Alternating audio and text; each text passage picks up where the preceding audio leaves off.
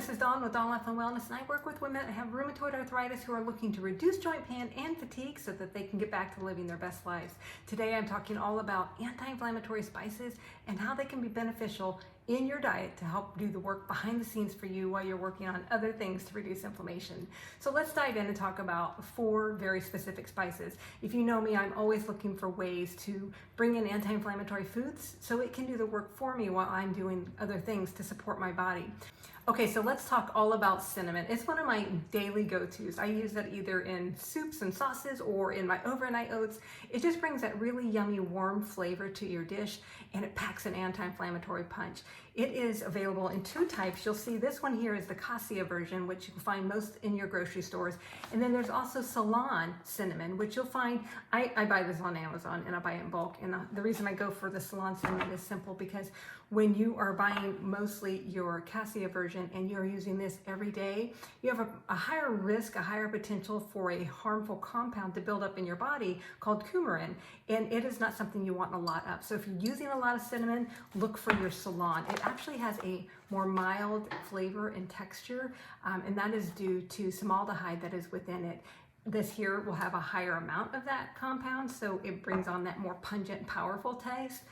So this one here is the one I usually lean toward and encourage people to go look for. I get this one on Amazon, easy peasy, lasts me a long time. Okay, the second spice I want to talk about is garlic. It is a nutritional rock star. It is loaded with antibacterial, antimicrobial, anti-inflammatory, antioxidants, all the antis that help go down in your body and reduce the inflammation, the things that are going on to help bring a better balance in your body. It has been shown to boost immunity as well as drive down high blood pressure, high cholesterol, and it also supports your body's natural detoxification process. Our bodies are wonderfully made and they know how to take toxins out of your body, but when we have so much because of the way we eat and our standard way of living, it needs a little support. So adding something like a garlic clove can be so amazing. The one thing that really stands out the most for me, anti-inflammatory.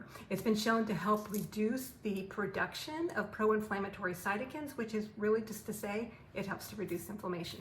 So be sure to add this one into your spice mix. Next up, we're going to talk about ginger. It is one of those spices that I absolutely love. I use it every day in a smoothie. Either it's with my pineapples and my mangoes or it's with my berry mix. There's so many different ways you can bring ginger in. You can have it with your tea in the morning.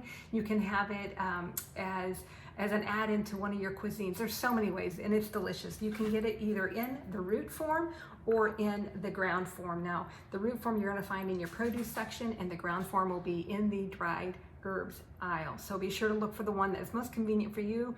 I go for this one more often because it just has that more zest and powerful punch that I just love and brings so much flavor to your dishes. So this is the one I tend to go for. Ginger has been shown time and time again how anti-inflammatory it is. It literally goes in and helps to drive down and slow down the pathways of inflammation while not really doing the damage to your gut that so many of those non-steroidal anti-inflammatory drugs that we tend to lean on can. So I'm talking about your ibuprofens and your Aleve, those types of things that can really, if taken long-term, do damage to your gut.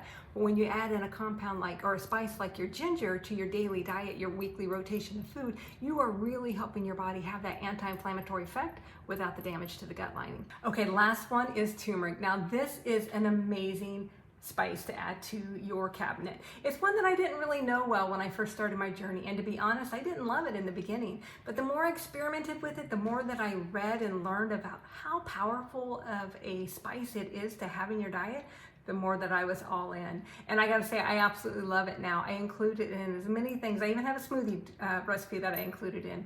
So there are so many things that you can do with turmeric. You can get it in your root form, again, in the produce aisle, or you can get it in ground format. This is one I pick up at Costco because it's a great price for a large amount and it lasts a really long time. When you are looking to buy or use your turmeric, make sure you're adding a dash of black pepper. Anytime you are having turmeric, you add that black pepper because it's helping your body absorb it by 2,000%. If you don't have black pepper, you're just kind of enjoying the taste and flavor of turmeric. So make sure you add your black pepper. Same goes for when you're searching for a supplement. Make sure that it includes black pepper in the ingredients list. And if you are on certain medications, I always recommend before you start any supplement to check with your doctor to make sure it's not going to interact with any of your current medications, your doctor or your pharmacist. Make sure you check with that. But why is turmeric so important? Let me tell you, it has been shown in studies to drastically reduce interleukin-6 and high sensitivity C-reactive protein.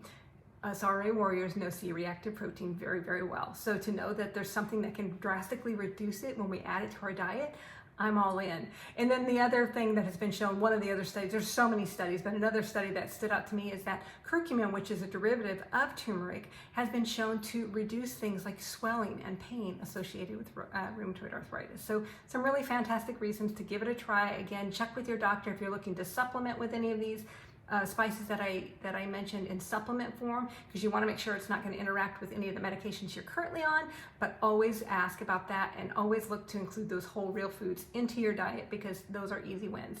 Okay, I hope that you found this helpful. Let me know what has stood out to you. What do you think you will add to your diet? Have a good one.